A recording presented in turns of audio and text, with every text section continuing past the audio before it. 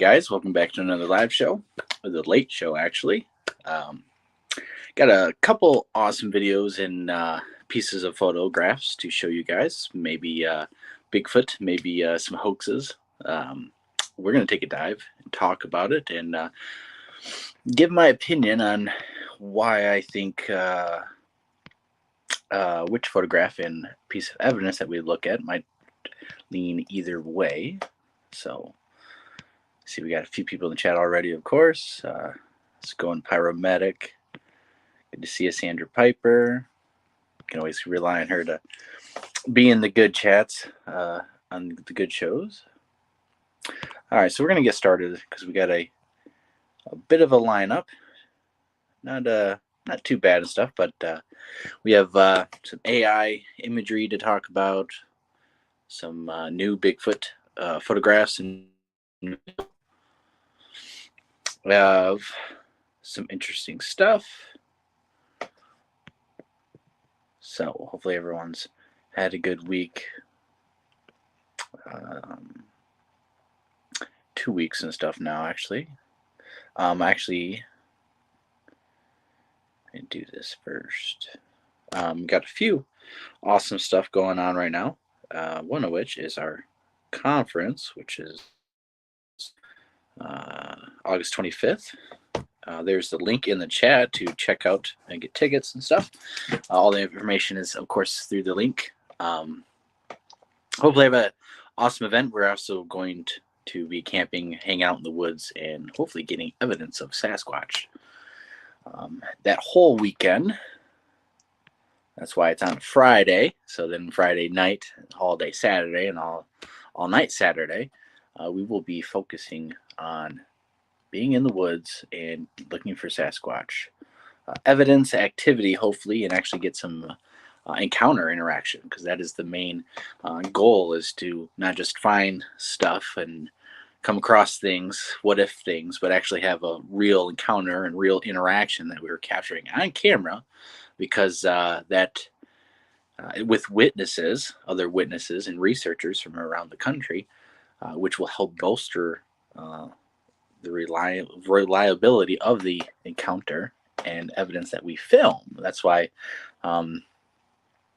that's my goal, is always to try to film encounters when we're out there, because there's a lot more details and amazing stuff that can happen in those kind of situations than say finding foot tracks or tree structures or coming across stuff, or even audio. And we're actually got some stuff in the pipeline. It's a slow process to screen capture and get everything downloaded on these massive 12-hour long audio clips, but I am going through a bunch right now, detailed. Slow process, and I'm finding some very interesting stuff that I think a lot of people would skip over. You know, you can look at the spectrograph and you can analyze stuff, and you can see what exactly is going on. I think I can show you guys. Anyways, and there's basically there's a very unique details in the background and in things that could be overlooked if you skim way too fast and you're only looking for major loud booming sounds or tree knocks or screams and yells and stuff. You might miss low calls and stuff that's in the background that's far away, which I may or may not have picked up. I know I picked up some owl calls, coyotes and stuff, and a bunch of cars going by and stuff, but there are some very unique hits of different sounds that are very interesting, and I'm pretty excited about. So hopefully we'll get those going here. It's just a long process to get everything going and to look at stuff, and of course try to debunk things first before I try to present it as, I don't know. I'm not quite sure. So let's get started on these more Bigfoot and hoaxes part 2, as we dive into new photographs and videos. But first, we're going to take a look at some stuff when you're out in the field trying to get interactions. If you actually find yourself in a situation and you 100% think that there's something really close next to you, there's a lot of things you probably shouldn't do. And a lot of people, I think, I personally think that they are very human-like. They have very human-like intelligence and stuff, although they are wild and stuff. I think a good illustration and idea is to get a good sense of how to interact with gorillas and other primates, because there are certain aspects that I think are relatable. Being one, they are primates that are in the wild. They have certain things that you don't do, like obviously looking at them in the eye, touching their family members, and crossing lines and stuff. I've always been fascinated with gorillas, and I think that they are obviously the next biggest primate in the wild that humans can interact with. And there's a lot of research and study that can go into Bigfoot research. Another thing is gorillas, can learn sign language, and Coco, I think was her name, was very proficient in it and knew a lot of things. And it would have been amazing to get her opinion on the Patterson film, or what she perceived could have seen in that film. I know that her son, I believe, is still alive. Practice sign language. It is continuing on that research that, of course, she was pioneering. So it just shows that gorillas on this intellectual level can learn sign language and understand so much, so much. I think that an even more intelligent, higher primate like a Sasquatch, Bigfoot, or some of these maybe subspecies that are around, like a skunk ape and stuff like that, they, I would assume, have the ability to learn maybe sign language or intellect and stuff. I have a greater understanding than a gorilla would in the wild and stuff. And of course, if you could teach one, who knows? But getting excited. Uh, the stuff is just amazing. I think really when you watch guys want to be proficient in your research, you should biology and learn how to act around wild animals. These are not trained pets. These are not docile creatures. Even if you go and try to pet a squirrel, it might bite you. It probably will run away. And most things are scared of humans. They don't want to interact with us. They don't want to get hugged, a Bigfoot included. And so there's lots of instances of in very bad fashion because of humans doing dumb and ridiculous things. One of which would be holding a gorilla baby. And torn to shreds and stuff. You see the gorilla just launch itself, just an explosion of energy, and all that plant debris and matter and stuff doesn't stand a chance in its way. It just crashes through every single thing like it's nothing, not even there. And we hear stories of Sasquatch doing the same, just busting through the bushes and going through pricker bushes and all sorts of craziness that humans just certainly cannot do. And we see in this the agitation of the gorilla and stuff, showing signs of agitation, obviously giving some warning signs and stuff to drop the baby and not do what that human was doing. And it's really interesting stuff because you see it smashes the ground and stuff, right there already is warning him stuff, snarling of the teeth.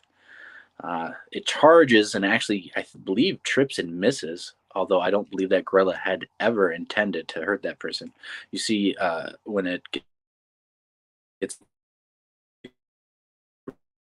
has a little bit look of almost anxiety and stuff.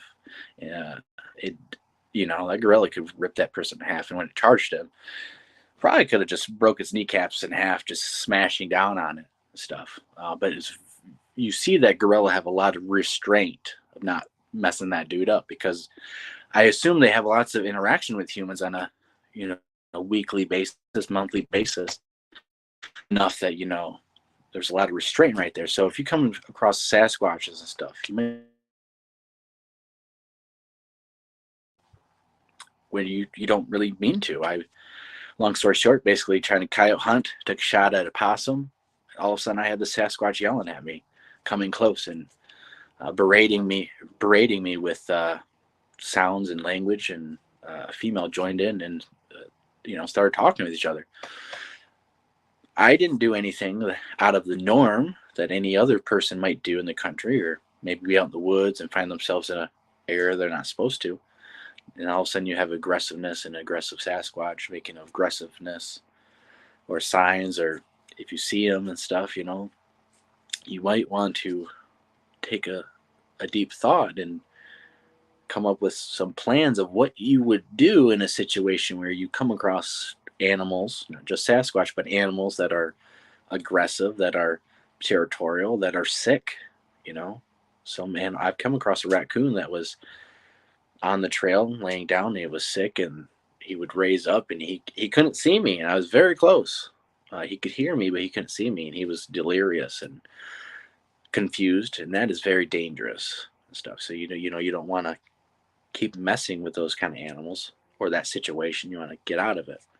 You come across Sasquatch and you're in a bad situation, you feel really threatened and stuff. You shouldn't try to stand there and stand your ground and try to get the shot. You should try, have a camera out and get out of there while you can. In these situations, you don't want to do something stupid, and then all of a sudden the Sasquatch wanted you to be scared. Now you're doing something or going, and it's a bad situation. With any animal, you see that often with bison, with people going up to bison and they want to be left alone, and usually there's a couple warnings and stuff, and then that's it. So I just wanted to show that clip because I haven't seen that clip with the gorillas, and you just showing the massive power and explosiveness that a gorilla can do. And now you're gonna go chase a Sasquatch is probably double that power and double the speed and stuff. Maybe triple and stuff, because gorillas don't really have a lot of human leg proportions and muscle mass like a Sasquatch are reported to have. So the muscles and everything else would work differently, and longer legs means bigger and stronger muscles. All right, so let's jump right into some AI stuff that we are now seeing. This is a different clip that you guys can see. This is a different clip from the one I did last show. And this is AI video imagery, basically. And of course, this is going around. Is it real or fake? It's a dog man of some sort. And see, it's very blurry and choppy almost, and double-sided. Where right there, you can see there's like 2, 3, or 4 years even. And what we are going to see more and more in the next couple of years is this actual just AI photographs and stuff, but they're going to have, a couple thousand photographs to make a video, which is what you do, So pretty much can have remember like a flip book picture, and just have the AI make all the pictures and stuff, and you can move the creature, the object, or whatever you want to do in the background, and then you could probably paste it into a regular video you shoot outdoors. So we will be seeing not only that, but more AI videos like this, like I'll show again, which is pretty good and stuff. You see this actually on other places. You probably have better resolution and see better clarity of what is possible, what can be done, and what we're gonna have access to more cheaply and free. That everyone can make videos like this in a couple years with the help of AI, because all you really would need to do is have the AI you just write a prompt of what you want to see, and the AI will generate it, and you should be able to tweak it and edit it, and all of a sudden you have stuff that looks spectacular. So that is definitely a detriment to the research, and maybe the only way that we're going to be able to vet things is to have honest researchers that you trust, and then also witnesses along with them. Of course, full-blown stories of before and after, not just one-off photographs, one-off videos with no explanations, no details. Don't even know what equipment was used and stuff like that. So, all right, let's jump on to the next one. I'm gonna play it. See what we got. Yes. Oh, yes. And so here we have more AI, more imagery and stuff. Of a massive snake. And actually, it's a massive snake chasing someone, but it is actually fake. It's not real or anything. I do believe that is AI and stuff. I don't think that is anything created and stuff. It appears to be an Asian man that they're chasing. The only reason I say that because they make a lot of crafts and unique, intricate cultural like dragon arts and stuff that can be pulled with strings, stuff, puppets and stuff. Very intricate puppets. But the way if you watch it flow uh, in the original videos and stuff, because it will be the resolution on here is degraded a little bit. I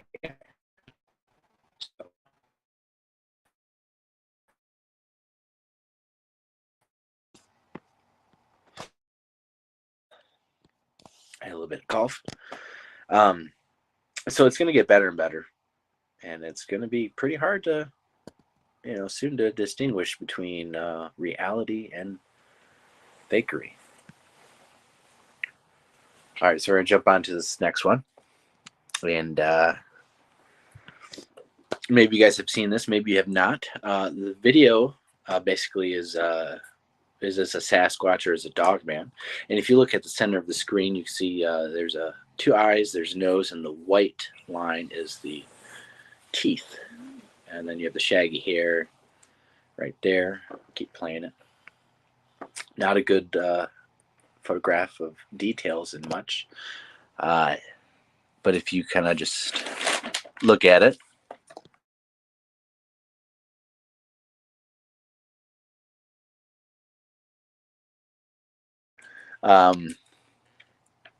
keep playing and stuff.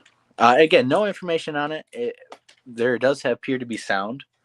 In my opinion, I think this guy is in an indoor place like a museum and is taking a photograph of some type of statue, puppet, a display. Because it doesn't appear to be outside. If you listen to the audio, I'm not going to play it. It appears to be inside. There's no wind. It doesn't appear to be outdoors. It appears to be some type of indoor place. Of course, the guy is taking the video, and it doesn't appear to move. He might even be taking a video of a photograph or something too, but I don't know if you guys have any information on that. Oops, I need to play it one more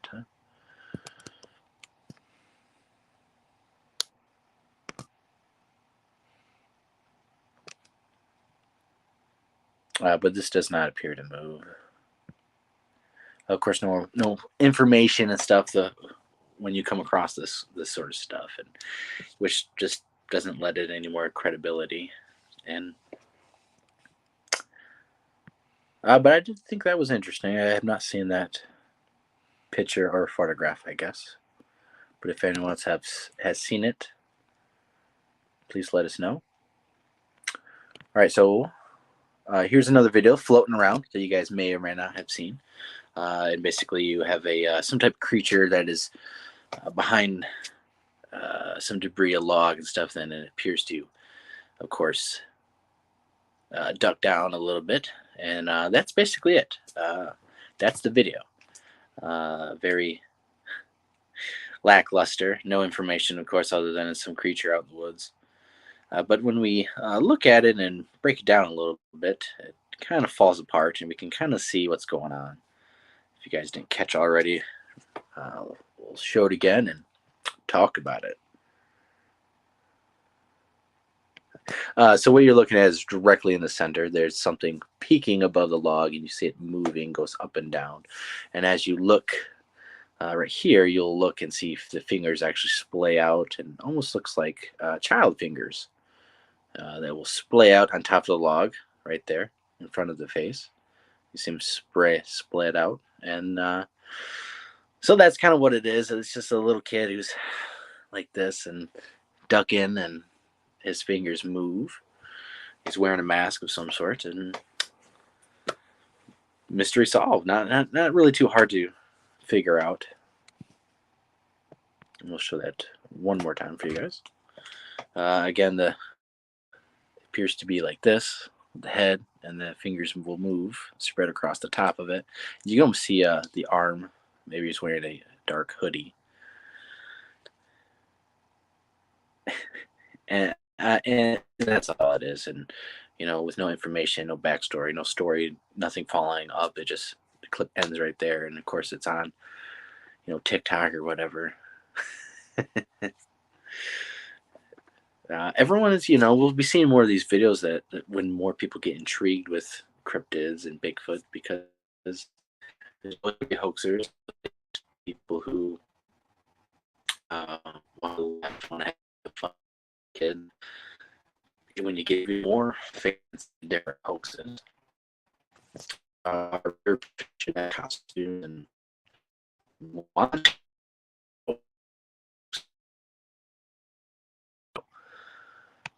We have a couple more like this one.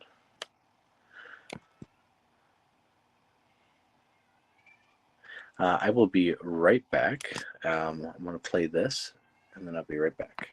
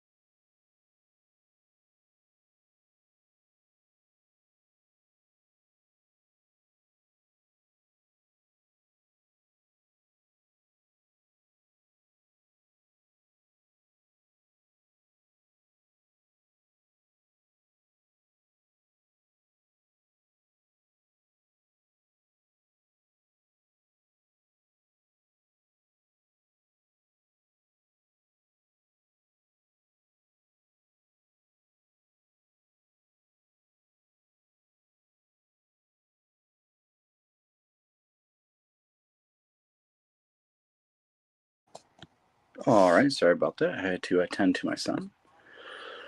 All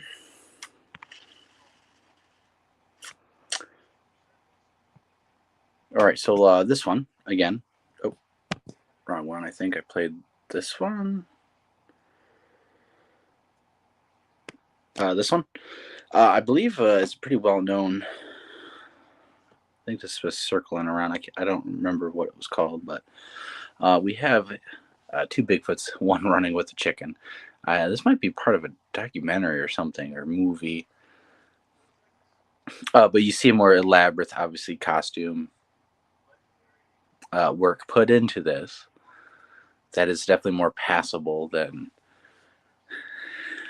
the other things. And it's really bad if you had this type of quality suit and was trying to fake it out there with little um, pictures and shots and video that little bit of stuff, not a face or anything, but a little bit of something, a little bit of this, and you would trickle it out during the year and build it up. It would be more believable and stuff. Luckily, no one's really been able to do that or is doing that. This right here, though, is very interesting. Here we have just a Bigfoot just comes walking right by the camera guy, and the camera guy films him. Is a little scared. He doesn't look right up at him. Of course, we don't get a good view of the subject. Of course, somehow it cuts right there. It starts right there. It cuts right there. But we have a pretty interesting costume and what looks to be face. And it's a little hard to look at the face, but to me, and I have to really look at it when it's playing here. But when I was studying it, it almost looks like one of these photographs that have been floating out for a while now. I was unfortunately not able to find it as of yet, but it appears to look like there's a photograph of basically a Bigfoot, and it looks like it kind of has like a witch's nose a little bit. And I think it has a wart or something right here on its cheeks. Very similar to that photograph. Very, very close photograph of a Bigfoot. And it's very interesting. I wonder if it's the same costume. And yes, he's a big dude. I believe that's because of the perspective. I believe the person is on the ground as much as he can be. And when the Sasquatch, of course, walks by him, he's appears to be taller than he actually would be. So, but that face seems very familiar to me, and I believe it's this picture that I hopefully can find for the next show. I was trying to find it, busy, but I spent the last hour trying to scour the different groups that I know has been posted, but I wasn't able to find it. But when I do find it, I'll give an update.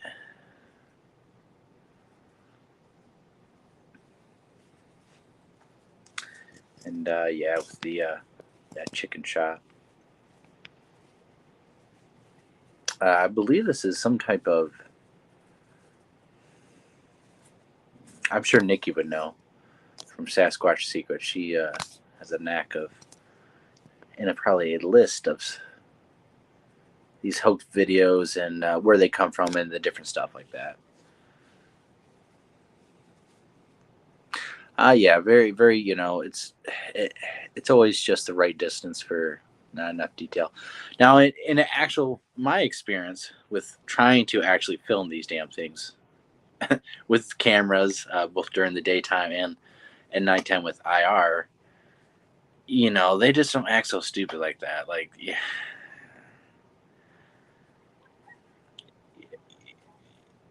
If when the different times I've had encounters and stuff,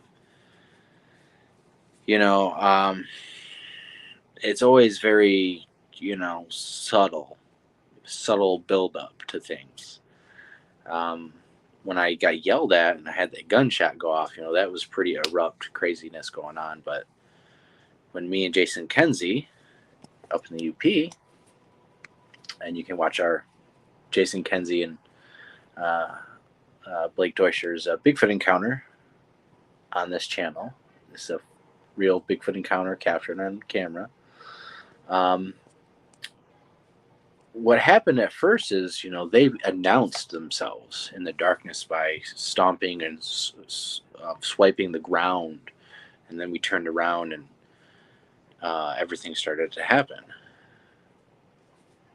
And we were pretty much ready to film, but that doesn't always happen. Usually, they are never that close. They don't present themselves. They don't show themselves. We don't get lucky and see eye shine. That is very close to both of us in a spot that we know that they were at and walked right up to the same spot, and we can hear them move away and things. And of course, we capture eye shine,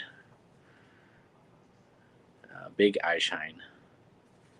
And of course, right here is where I discovered and realized, oh my gosh, this tree manipulation in this trail that we just bunked our heads into that wasn't there when we walked past the first time. It's probably what they just did because they're right here, or maybe we were supposed to notice it, type of thing.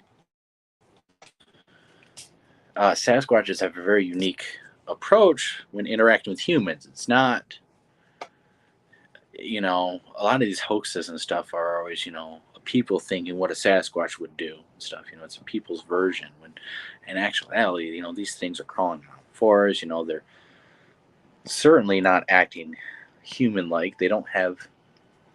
I personally believe that most of their movements and locomotion might look human, but it's certainly not human in its appearance, and their balance is well above what humans would do. You see, example right here. Right here. We had the last show, but right here you can see the balance of the human. I believe right here, it's not a Sasquatch. Sasquatch wouldn't be flailing its arms trying to balance and not fall. You can see right there, it's balancing and not trying to fall. I believe that's why it's a human. You can see it's kind of, using its arms to balance. The locomotion of a Sasquatch and stuff. I'm sorry, they would be way more fluid. We wouldn't have to worry about falling and stuff. You can see in other locomotion, other gates of videos that you can see right here. I don't believe that a Sasquatch would grab a chicken and run like that. Try to hobble and skip and jump. Or keep the chicken alive at that. And most of the time when you hear about stories of Sasquatches having or carrying whatever it may be animals, usually it's dead, and most often dispatched right away, because you don't want to carry something that's going to fight back the entire time you're trying to just walk away or do whatever. So when you watch these lumbering gaits of there's nothing really going on, it just looks very humanish. I don't think Sasquatches are going to be like that. I believe that they're, ducking and going up and down, and they're going to move in such a way that it's going to be a very fluid animal. It's not like what we see with these costumes. It's not what we see right here. We see just a lumbering person walking. Even the gait and everything.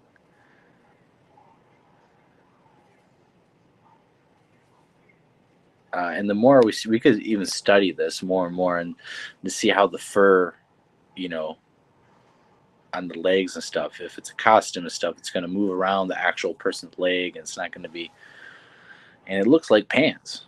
It doesn't look like fluid fur that's attached to muscle, attached to skin, that's moving with muscle. It seems to be baggy pants. You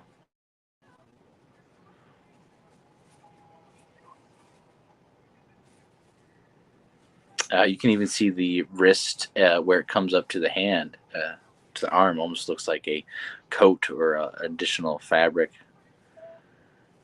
where it's very rounded right there with a couple strags. But I will find that picture hopefully soon, and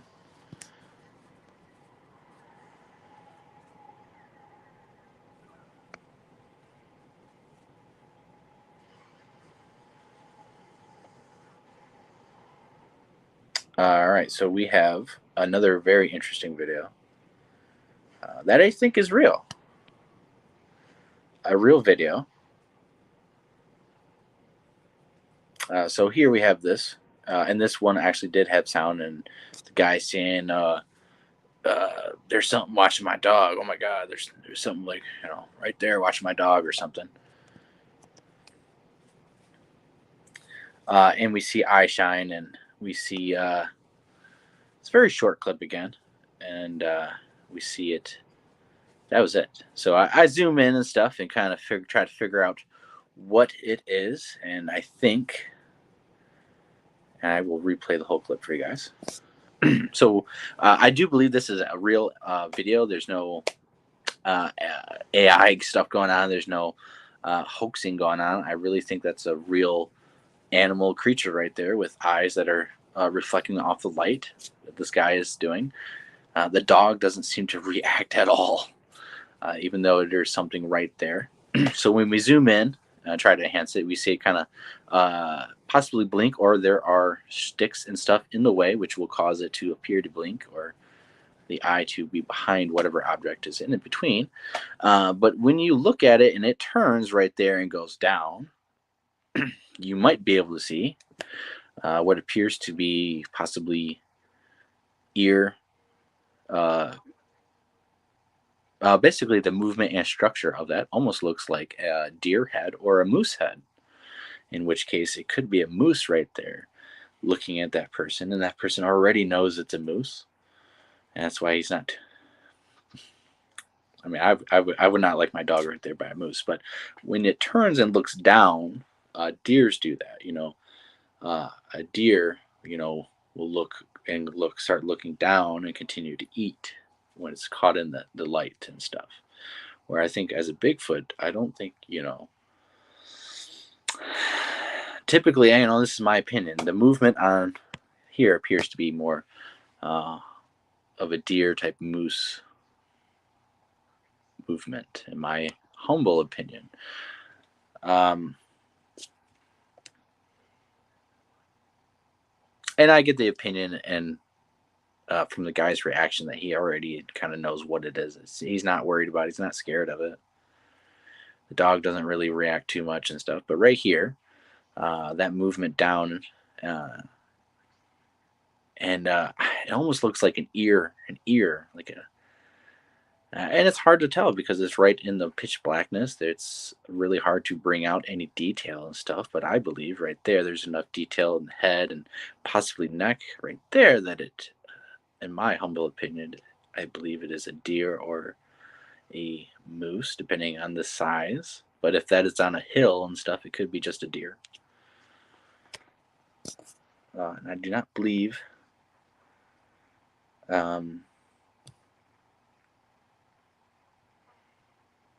the eyes are wider and stuff, which I think it could lend it to be a moose. A female moose or a young adult moose. I don't think it's one with kids because typically moose, when you have a female with kids, are very territorial. A bull moose, of course, the same way, especially in the rut. And I base this just based on the movement and how the guy reacts and stuff. And there actually it does appear in a split second when he does move over. There appears to be right there another set of eyes, and it's my opinion that there's whatever creature that is, a moose or a deer. There's two of them. That's why he's not really freaking out and stuff. And you know,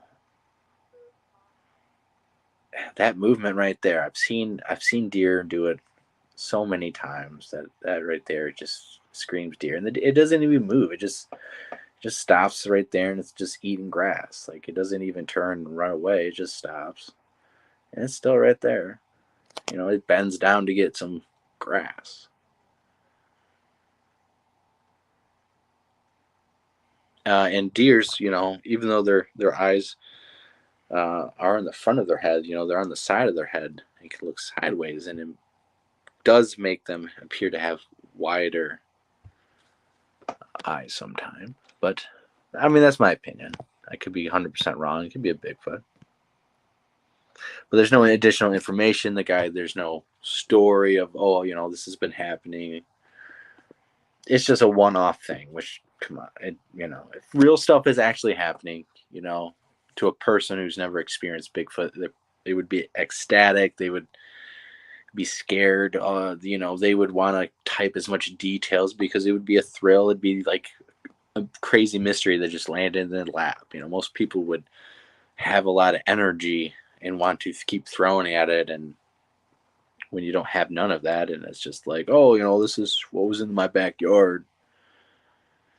It's like, why, where's the energy behind it? How come there's not this enthusiastic approach of wanting to know what's going on instead of, eh, you know. All right, so we're going to jump into some new photographs you guys may have seen. These were released by Stacy Brown Jr. And of course, in a post, July 19th, this photo got turned into me yesterday. What do you all think? Is it holding a baby? Is that a shoe under the log? What do you guys think? And of course, this is the photographs right here. The original photographs it didn't turn up too good. It's supposed to be bigger, but of this type of primate that appears to get photographed right underneath some equipment. The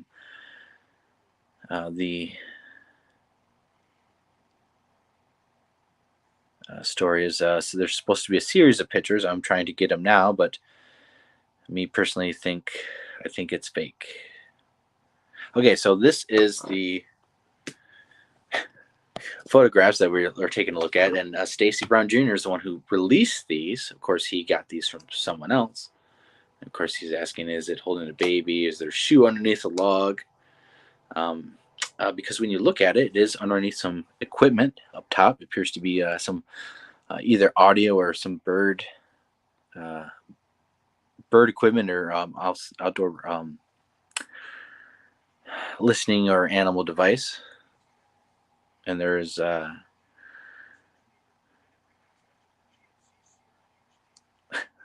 don't see no baby. I don't know what where the baby's coming from. Maybe underneath the arm or something. There's been no update to this because I've looked and tried to see. Of course, this is a week old by now. We're gonna take a little bit of look and try to figure it out. I will be right back, guys.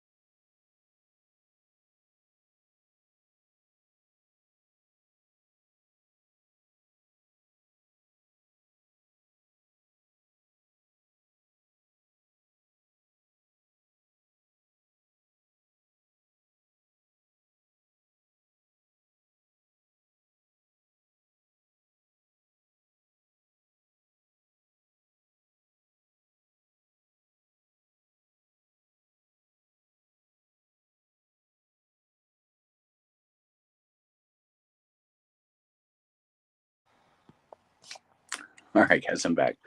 Had to be of service, of course. So let's get into family comes first. So let's get into this Ewok and see what we can see and figure out. So here We have a cropped in a little bit version so you can see what's going on underneath in the positioning of this. Um, so there's a few red flags kind of right off the bat. First and foremost is how it was presented to the public. And, when you dive into this picture and the details of the placement, a lot of people see that there's a shoe underneath the log, just right of the tree that's standing upright. And,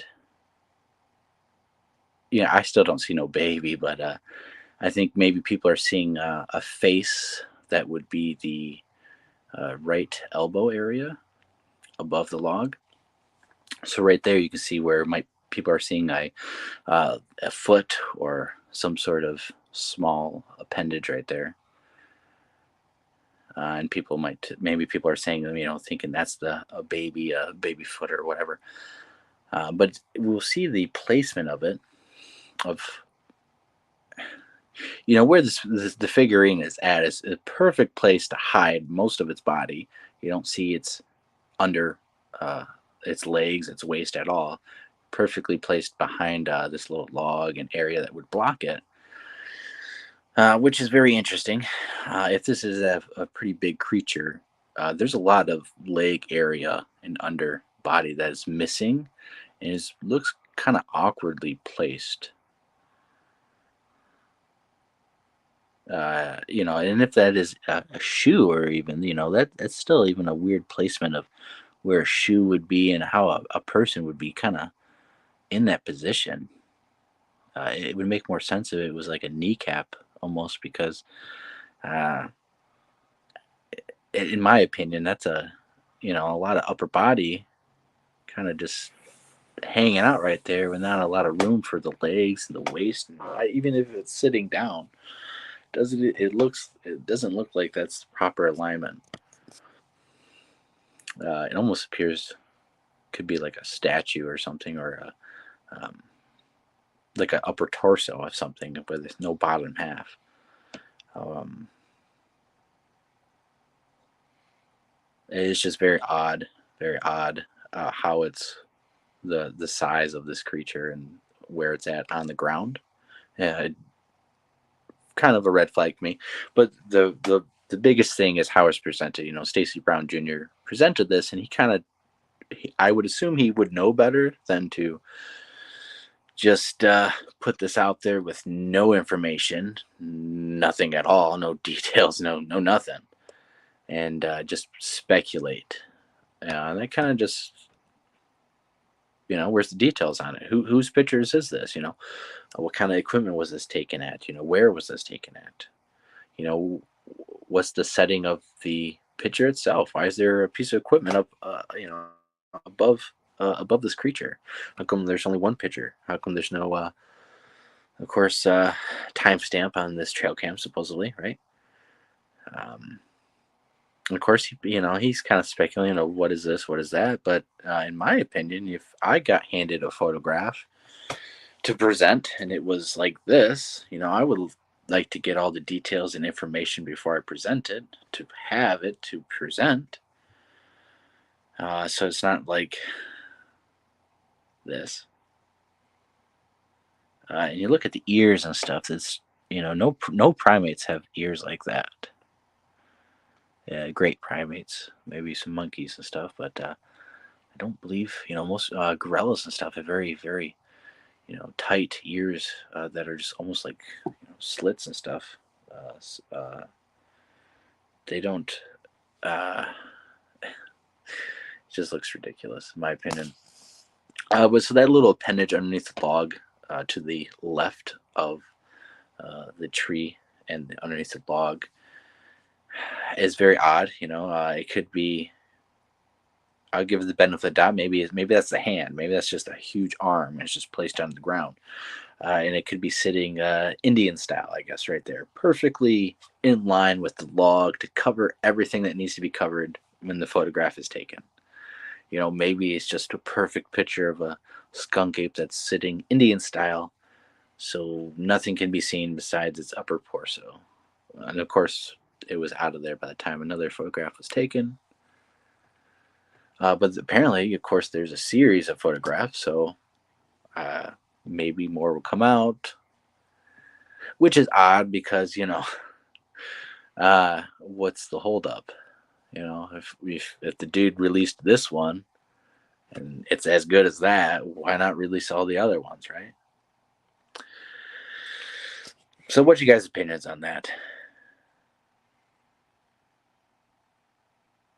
Yeah, it could be a corn feeder, electric corn feeder. Could be that.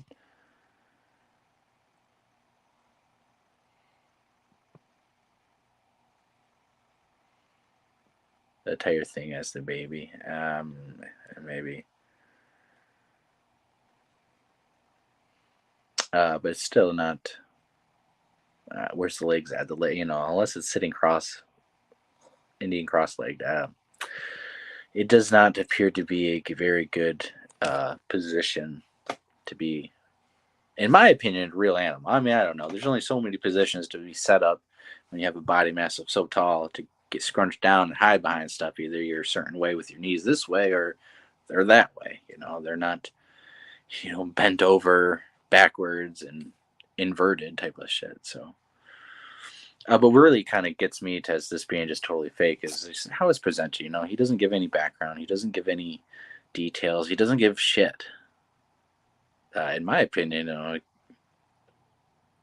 a real researcher and stuff, a real person, especially who's been in the game as long as him, should probably know better when presenting new supposed evidence to have a little bit better information with it, more stories, of course, what is going on, interviews with the person, actual maybe screenshots of, of documentation that, he's actually talking to a person saying all this and stuff, or is this just something that they're using for one of the videos that he's going to make or whatever, publicity to get uh,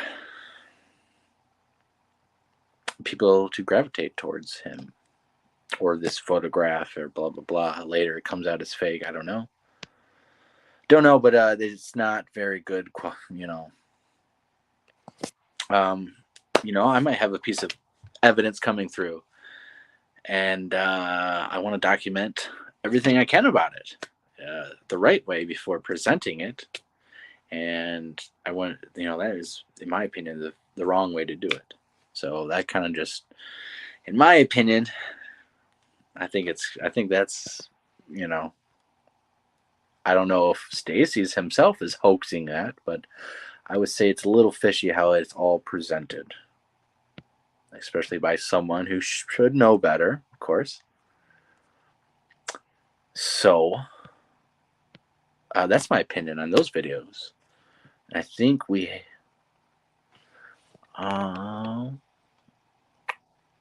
Yes, that is all the videos that I had. We kind of whipped through those pretty fast, which is a good thing. So what do you guys think? What do you guys think about this photograph, supposed skunk ape or whatever? Is this real? Is this fake? Does this look natural? Do you think how it's presented seems right? If there's more photographs that come out, it'd be very intriguing to see what it is doing. Stuff, if it could show legs, if it shows more detail, I'd be very, very interested and have to probably change my hypothesis or at least edit what I think based on what is presented and new evidence that comes in. But as right now, this is not viable. I mean, just where's those legs at? How is it sitting? Where's the legs at? You can't see anything. It doesn't sit well with me.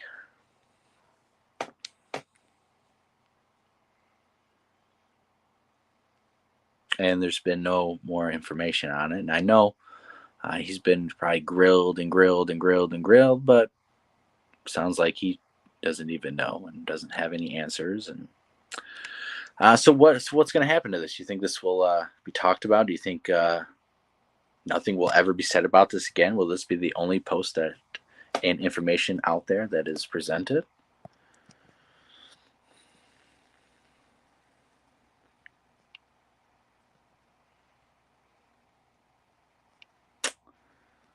I don't know. I don't know. So let's. I'll take a look at.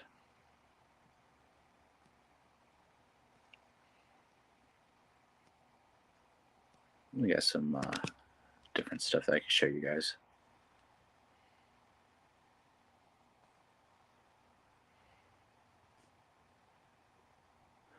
Todd rejected first try. Maybe that's.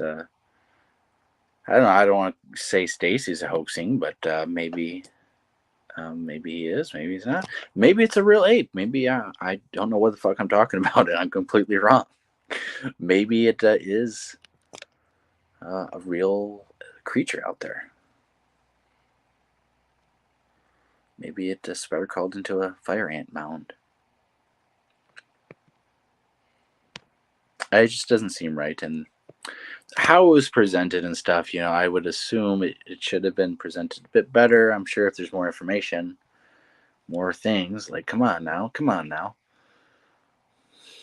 I just don't get it. Don't get it. But I'm gonna show you a video clip that I think is a real Bigfoot. Targets.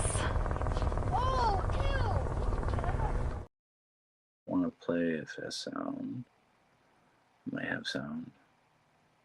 All right, so here we have a creature that actually appears to move like a Bigfoot, and you see it actually run across the way, and then it actually gets on all fours and kind of perks itself up. In my opinion, this is actual real evidence. And most of the time, when you see this clip, you see this right here where it runs away and it's cuts. You don't see where it actually drops on all fours and begins to crawl like that, and then it actually stays like that. In my humble opinion, that is not a human. I believe that this family was out shooting guns.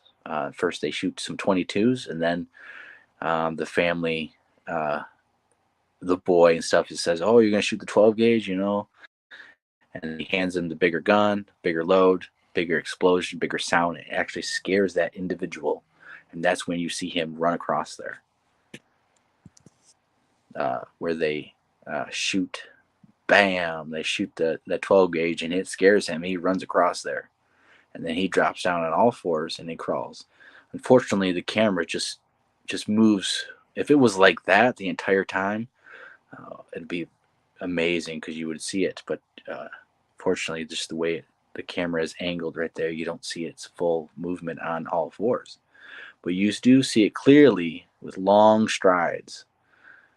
Right there, when it gets in the thicket or behind the thicket, all of a sudden it's on all fours and it's moving fluidly, and its locomotion is very, very balanced. It is not falling down, it's not slipping on the snow, it's not flailing its arms in the air trying to balance like a human would when humans fall and want to balance.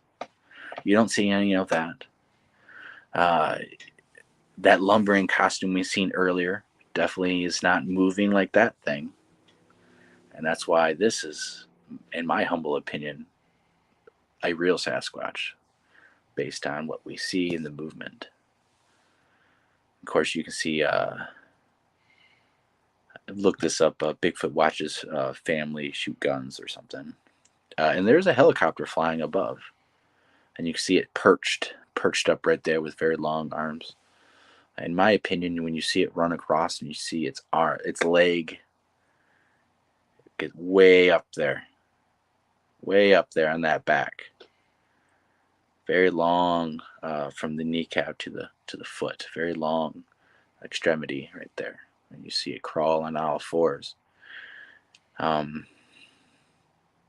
This is the type of locomotion that you're gonna see when you see in videos that are should you keen into. Not some lumbering person in a costume who can't bend, who can't move, who can't crawl, who can't balance himself. It barely looks like he can, move anything.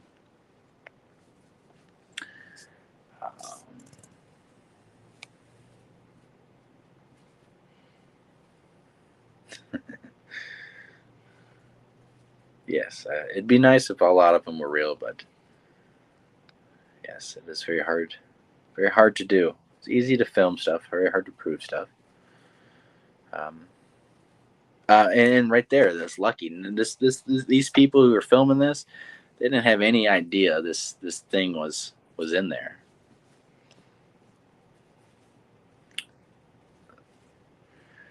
All right, so that was one video that I think is real, and here's a photograph that I think is real.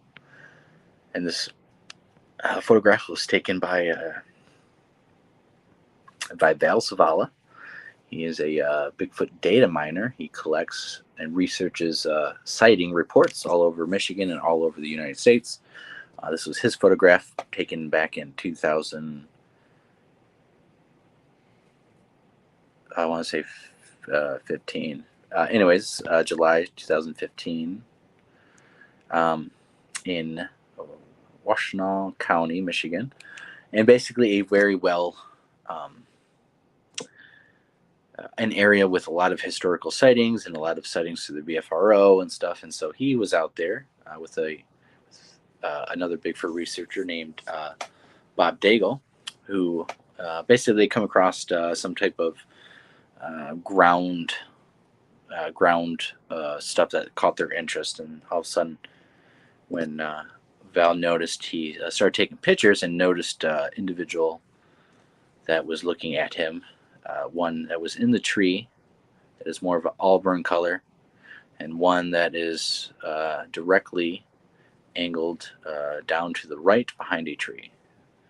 The Bigfoot that is behind the tree is way too big for this young sapling. You see a dark figure that is behind a young sapling, just right of this massive tree that has the auburn figure that is in the top left. And you guys might be able to distinguish some features out of this. It has a little bit of a face and possibly arms. You see an elbow right there. But it is hanging off this tree. It is in this tree, about 15, 20 feet up in the tree.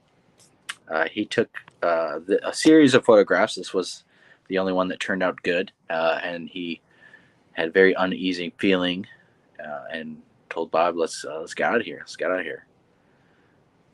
Very traumatic experience. And I personally believe this is a 100% real photograph of Bigfoot, possibly two Bigfoots. I easily can see the one that is on the tree.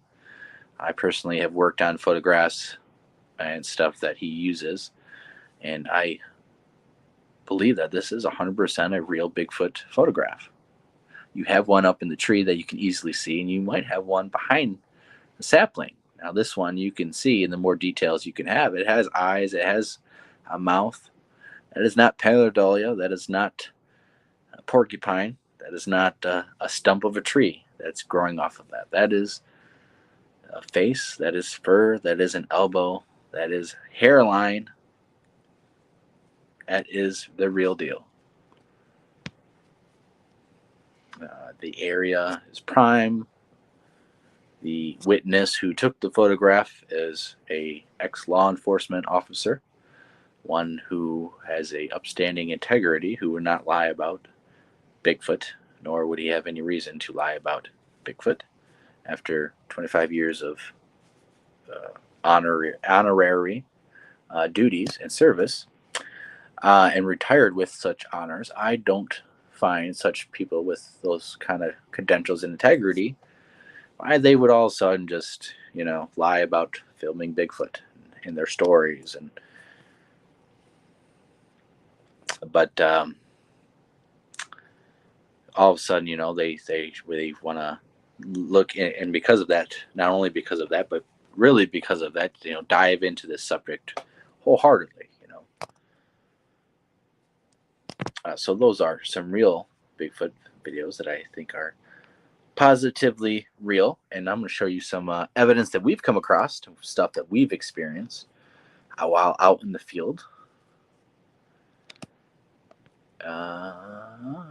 Is this it? Okay. Let's play this and see what we have.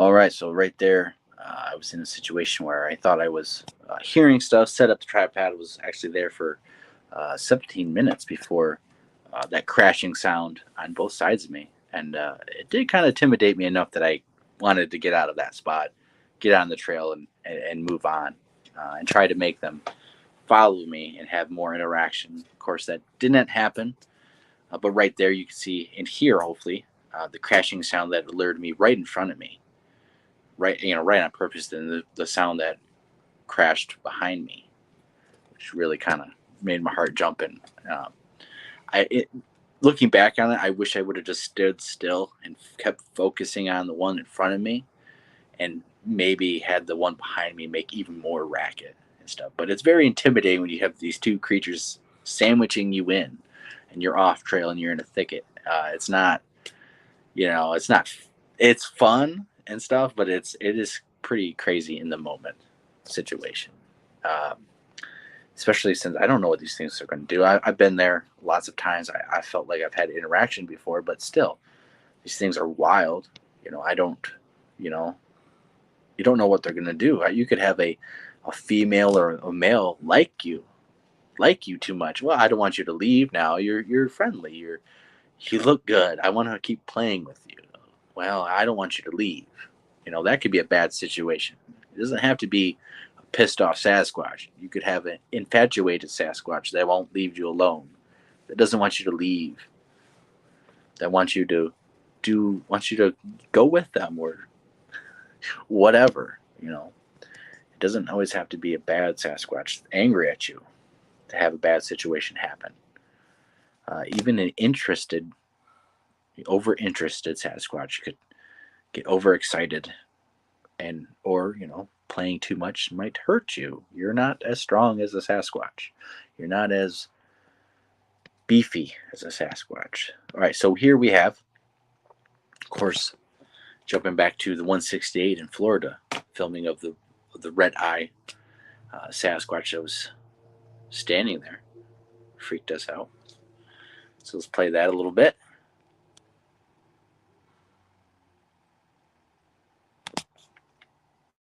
All right, so this one doesn't have sound, but anyways, I'm looking and stuff. We got alerted to something, and I'm right there, and all of a sudden, bam, I see it, and it's right there. I noticed with the IR, and I very quickly try to get the IR off of it because I want to determine if it can see the IR, if it was reacting to the IR, and in my opinion, in that instant, I believe that it could see the IR light coming from the camera because when I moved the IR light onto it, it seemed to react. And of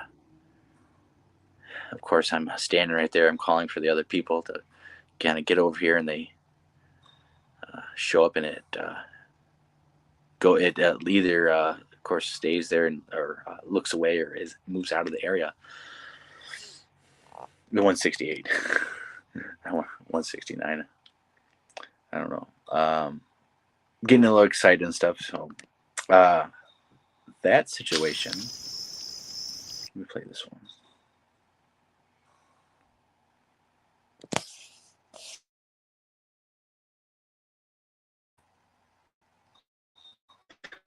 So this one's a little bit more zoomed in. In this situation, though, it's everything was happening slow but super super fast because my brain was thinking uh, I didn't want it to know I was trying to film it. And when I noticed it very quickly reacting to the IR light, I knew that it could see the IR light, so it knew I was trying to look at it, and that's why I tried to get the light off of it. And then, of course, another person comes over here, and I, in the moment, I'm not realizing they're bringing an actual light to look at this thing, and I say, "Oh, shut your light off! Shut your light off! Shut your light off!" Because, it's definitely going to be able to know that we can see it with the light on, and it's going to scare it away. I was just so excited. I just wanted someone else right there, though, because this thing was about at least 7 feet tall off the ground with red eye shine like that. I was using a colored night vision called the Psionics Aurora. The base model Aurora. That should, but very, very good camera for what it can do. Stuff. It's not. It has some limitations and bad qualities about it, but amazing colored night vision that is very hard to buy and to get it elsewhere.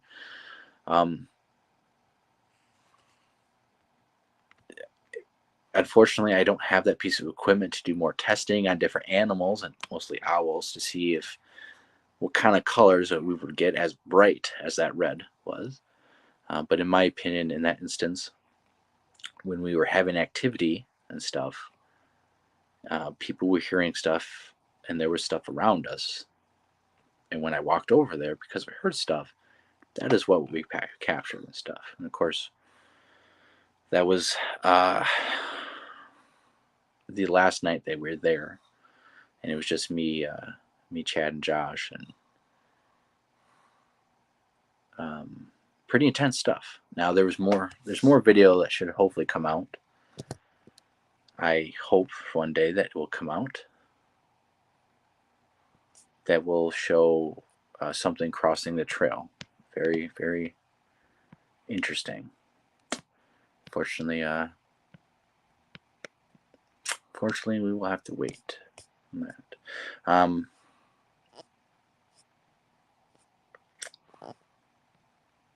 Let me. I had something else I was going to show you guys. Right here. Here's some audio. About 7 feet minimum, I would say. It's kind of hard to tell, but I know it was above me, and I'm 6 foot tall, so it's at least 7 foot tall. More around 7.5, 8 foot, I would say. So here we have a wood knock that happened with a group of us here in Western Michigan. It happened very abruptly, very loud, and caught our attention very, very abruptly.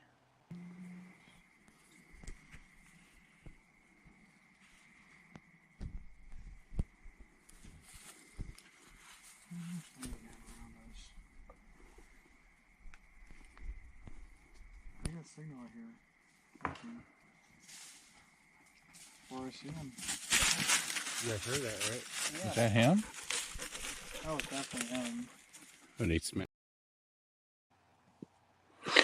So right there, we were actually out walking, kind of on a game trail, actually, and along a swamp area. And all of a sudden, you see the dog that's with us and stuff kind of up ahead of us. There is a loud knock, bam, and the dog comes running back, and it catches our attention pretty good. And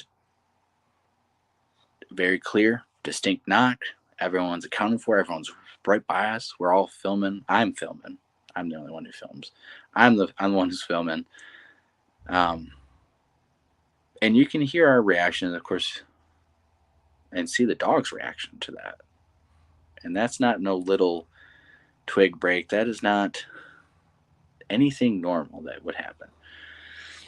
When you have real stuff that happens like that, you get excited. Your body goes through changes, hormonal changes. You get excitement, things that you can't even control. You react so much differently than something that you're filming as a deer or whatever, and you're just like, trying to hoax or fake stuff. You don't have the same energy. You don't have the same responses. You can't really fake or try to act like what happens when you really hear stuff and you really are in situations.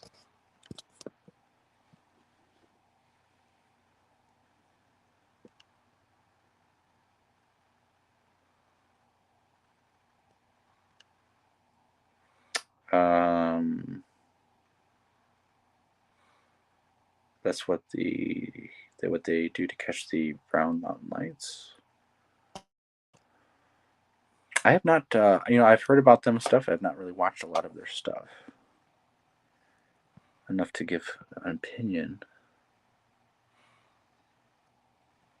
Right here, I believe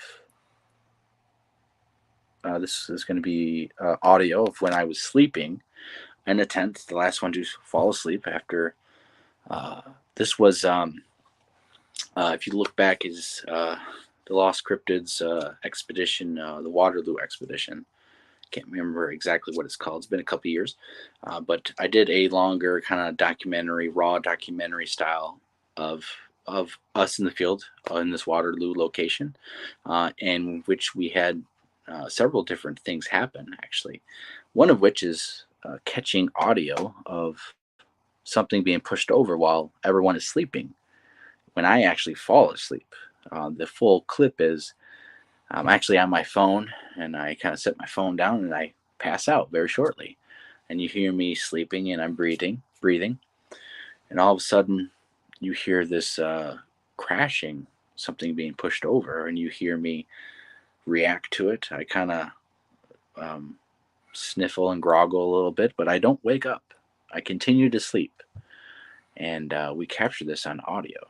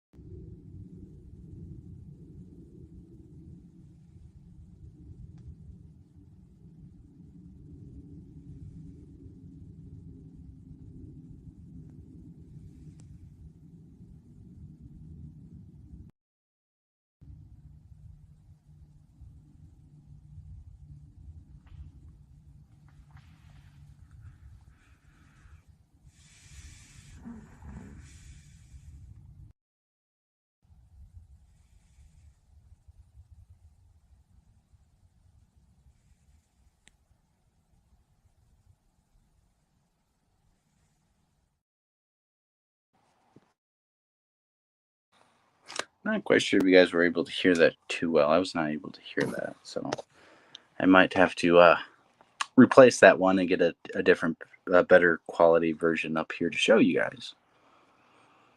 That was, but you can find that clip on the channel, of course, and in that raw documentary.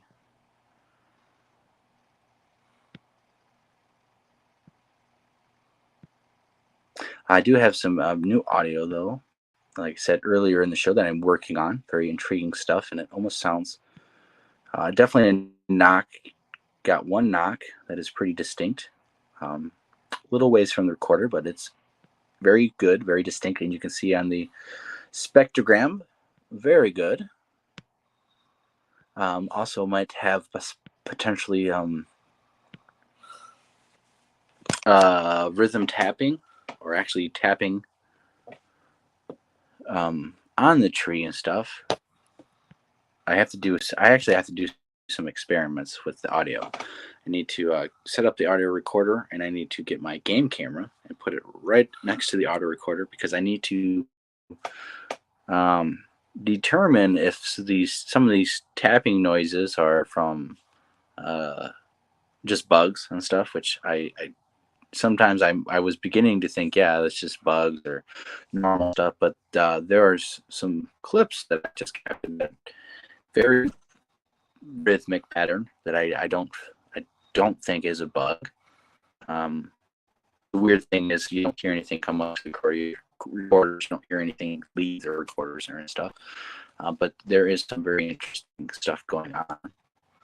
So I need to have the game camera right next to the recorder to make sure nothing's capturing it, and to see if I capture the same sounds that I would capture with the game camera right next to the recorder. And I have a lot more audio to keep going through. It's just a very long process to go through it all, screen capture everything that's going on, upload the audio combining the screen capture, and then uploading all that to YouTube. It actually takes 3 days to be able to do that.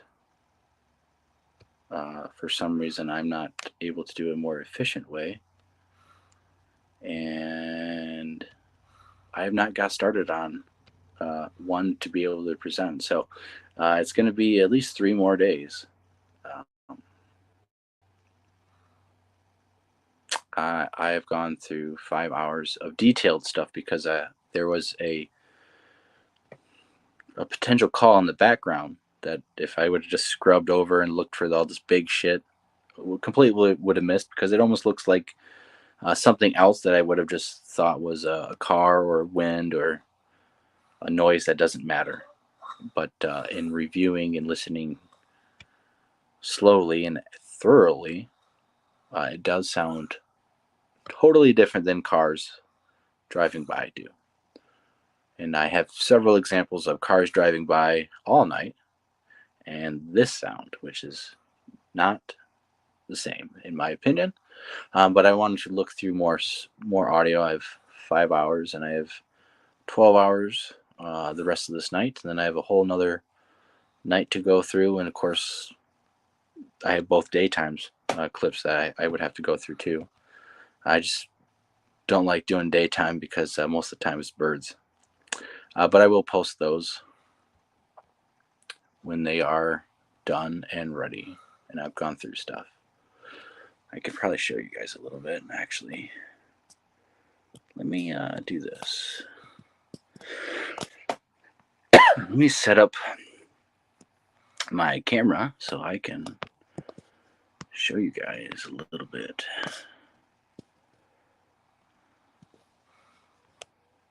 And then, yeah. I think that'd be pretty cool.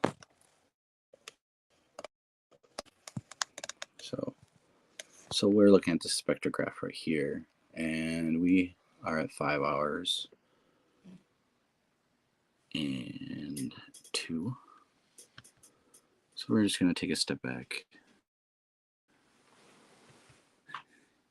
and take a look at this.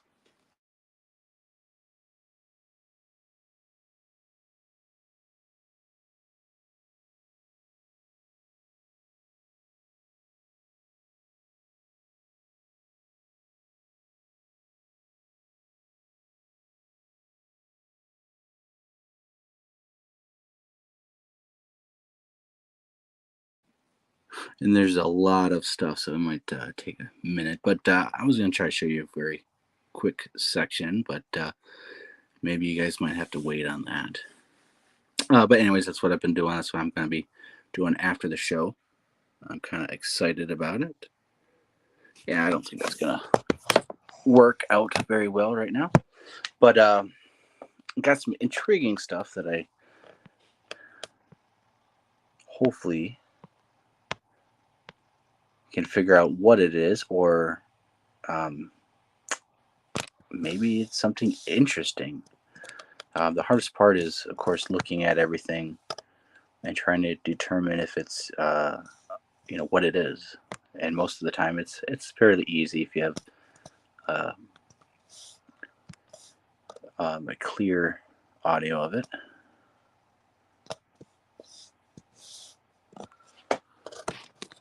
So right here, all these little lines and stuff are different clips of things that are interesting, or things that are just like a car. This is what a car sounds like. Are different stuff that I can go back and look at and compare to. Some are intriguing, some are just a mystery. I have no idea what they are. Some are, I know that they're a call. It is just in the background, and it could be something else, but definitely something. So that's what we're working on currently. A very strenuous process when you look at the fine details of it, because you can, look at this and skim through it in, like 2 minutes if you really wanted to. But you, in my humble opinion, you're going to miss a lot of detail, and you're not going to be able to find that because you're not looking hard enough and you're not listening to it. And when you look at the graph, you can look at stuff, like I can pick out stuff and I can see, oh, this is something here. and I can listen to it and stuff, and I can hear and say, oh yeah, this sounds like this sounds like this. Yes, I was right. That sounds like a call. Sometimes there's stuff that you look, oh, that looks like wind. Oh, that looks like another car driving by, or that looks like stuff that we've already listened to that is just bullshit. And so I don't want to look at that. I don't want to waste my time looking at every little thing that pops up. And when you do that, you might miss stuff because I checked something that, it didn't look like anything special, looked like several other stuff that was nothing. All of a sudden, it sounds like a call. And then there is a response faintly next to it. So, and then we, of course, I did pick up coyotes on here, which you can see the coyote calls compared to this other stuff that I find very interesting. Totally different. It's totally a different, area on the graph, on the spectrum. One is lower hertz, one is above that stuff. So I'm pretty excited about that. I've not been getting the audio out there as much and as often I was hoping to do, but I'm going to try to get it out there tomorrow and keep at it. The unfortunate thing is I'm going to be able to capture more audio than I will be able to process and get out to the YouTube. So there will be a backlog of videos and stuff. It's a lot easier just to look at stuff and get clips off of here and put them on the YouTube instead of just presenting in everything so you guys can hear and look at the graph. And I do it that way, but I think it's pretty cool to have the whole night's worth for you guys to look at and see what I'm seeing and kind of get a sense and idea of what I'm doing. But yeah, so that's going to be the end of the show. And I hope you guys enjoyed it and stuff. I'm not going to go too long tonight. I think next time I might open up the live show to other people to come on and join and talk about some of the videos and other things that it's going on in the community. I know right now there's a lot of the people who are in chat and stuff, or normally do shows like Nikki does her shows on Sundays and sometimes on Fridays and stuff. They're all and Brent and Leon and all of them over in up in the Pacific Northwest are right now currently multiple days in their camping expedition out there, and seem to have a pretty good going with night investigations being led by the Jen and Nikki, and some interesting stuff going on. So when they get back, it'd be very interesting to hear what they have come across, what they found, what they experienced. Maybe their perspectives has upgraded and enhanced because of this experience of actually getting out there in the woods, especially at nighttime, and experiencing the thrill of the night. But next time I will have people on. I hope to go live. I was actually trying to go live yesterday out in the field, but that did not work out. So you might want to see those soon. I've done a lot of hiking and walking and stuff, but not going necessarily in the woods. I've been doing a lot of walking around on dirt roads and stuff, around different places and stuff. Looking for sign and exercising, mostly trying to build up an endurance, getting to be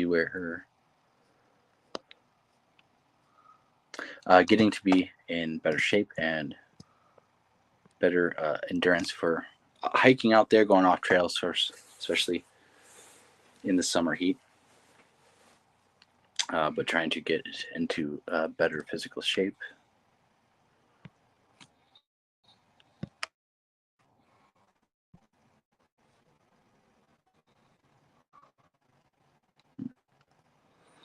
All right. So with that, you guys can check out the link for the Michigan Bigfoot and Dogman Conference here in the chat.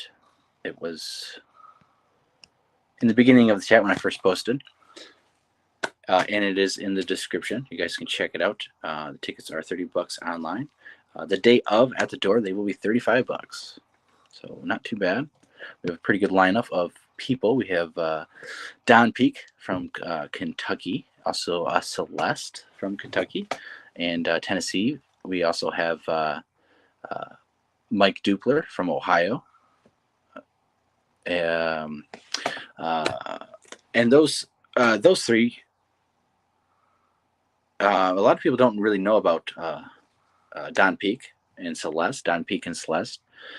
They are a part of Don Peak's Wilderness Adventures, and basically they are an outdoor, not only an outdoor backfitting outfit and survival stuff. Don has actually been doing a bunch of stuff: pro angler, bodybuilder, a lot of stuff. He's a really cool, fun guy, and spends most of his retirement time now just backpacking out in the outdoors and experiencing not only Bigfoot but potentially Dogman and stuff. And so they're coming down because they've go to a number of different states throughout the year and basically are out there backpacking, camping nonstop in these areas, in these remote places, and they do come across Bigfoot habitation and Dogman habitation, and they do have evidence to show for it. So very awesome to have them. It is actually their first conference that they have ever done or ever been a part of, because they don't want to be a part of the official conference narrative with people who in this industry who lie and are just about money and stuff and want to make a quick buck and sell stories instead of real experiences and real relatable stuff that was going to help in your research. So our conference is not going to be about that. Our conference is about spreading the awareness of these creatures actually being out there, trying to help understand what is going on and give you some pointers and some advice to come out of these situations more safely and stuff, because people do encounter these things whether you want to believe it or not. I and my partner and girlfriend have seen a wolf run across the road, and it stood up on its hind legs and started to run like a person. Now, it looked like a wolf. If it never got up on its hind legs, it was just a wolf, nothing more. There was nothing abnormal or freakish about it. It got up and ran like a human. Now, all of a sudden, we have this perpendicular running wolf, and there is no better name than Dogman. So that is why, of course, I am hosting the Michigan Bigfoot and Dogman Conference, because I seen whatever these creatures are or whatever people are experiencing here in Michigan. And seeing is believing, because I did not believe in Dogman junk until I seen a wolf stand up and run. This locomotion and movement was flawless, balanced, and flowing. So, awesome to have Don Peak and Celeste, who is a female Bigfoot researcher. She also employs a German Shepherd into the field, and they have had pretty good success with that. Also, Mike Dupler from Ohio, who's experienced in the paranormal stuff, kind of led his way into Bigfoot on one particular night outing. And of course, he's been chasing the mystery ever since, and of course, has authored a book. So we're glad to have him a part of our conference. Of course, Bill Sowers from northern Michigan, with a lot of experience with an area of northern Michigan with female Bigfoots, and seeing a female Bigfoot, seeing potentially a male Bigfoot. And he had an encounter with a Bigfoot running alongside a wolf. Not running and chasing wolves and stuff, but running alongside the wolf. And the wolf was actually following him. He actually encountered this in the area. So ex-Marine and very experienced outdoorsman. We also have James Sweck, of course, another member of the Lost Cryptids Conservatory, and his experience not only on the team but also before joining and stuff. He's had several sightings and experiences and unique approach. Also, we're going to have potentially alongside with him a kind of a dual speaker presentation. I'm not quite sure, but Tyler from our group, Lost Cryptids, will join in with James and potentially talk about the audio aspects of what James does, or what Tyler does with his audio recorders and his setup that he has, and the experiences we have all had together, of course. So hopefully they put on a unique experience. I think they will. And of course, myself, I will be speaking and being the host of this event.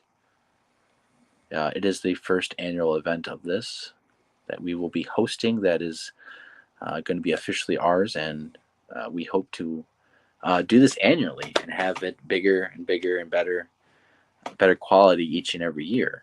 And we hope to just spread awareness that these things are real. You know, it doesn't matter if you believe in it or not, but we want to spread the awareness of, if you are in these situations, that at least you have something in the back of your head that you can reference and say, oh yeah, I remember hearing that, like, oh my gosh, this could be potentially Bigfoot stuff. I should be careful, watch out, I should probably get out of this area. There's some precautions that you can take at your house to deter a Sasquatch. Setting up motion detecting lights, setting up cameras, also shooting guns at a target and stuff. Can deter Sasquatches and stuff, I believe. They don't like guns. They don't like loud noises and stuff to irritate them. But also set up the lights and cameras and stuff, game cameras and stuff, is a very easy, good deterrent that seems to work based on experiences and what other people have said. Usually when we're at camp and we set up a bunch of lights and cameras and trail cameras facing all out of the directions, we don't really have much stuff moving in close enough to get captured. So that's the main theme, is spreading the awareness, trying to answer questions. I will be presenting a map and stuff of Michigan and showing different things, of course, presentation wise, and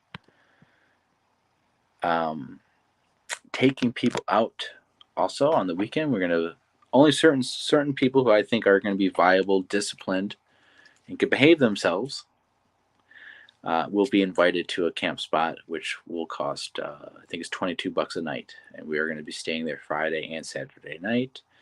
So I would recommend that if you want to be a part of that, you would contact me, because that is an exclusive thing that we're doing with only people who I think would be able to conduct themselves in a professional manner. This is not a party. We're not going to be shit-faced drunk and partying around a campfire type thing.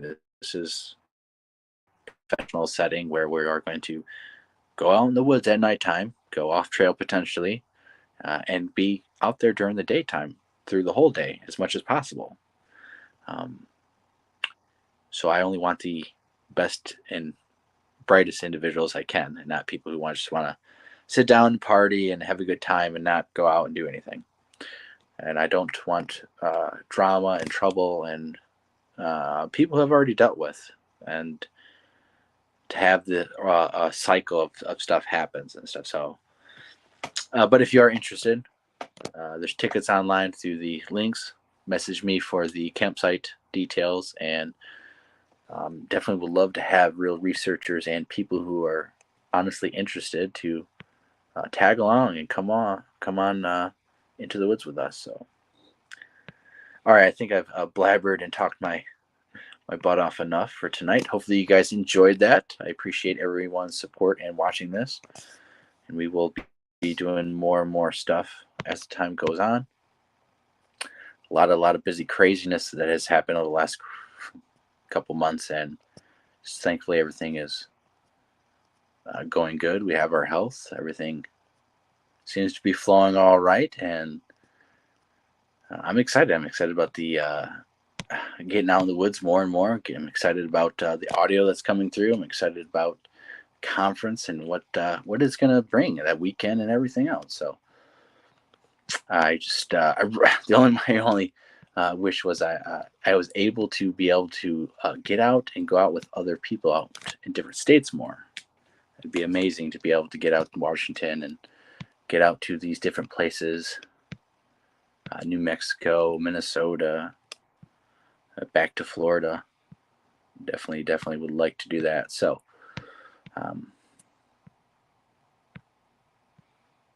but in the meantime, make sure you guys, when you look at stuff, have discernment, and when you guys present stuff, have integrity, because those are two things that you need in this subject, and they are of high value. So, I hope to the best with everyone. God bless, and may you have the rest of the night to enjoy.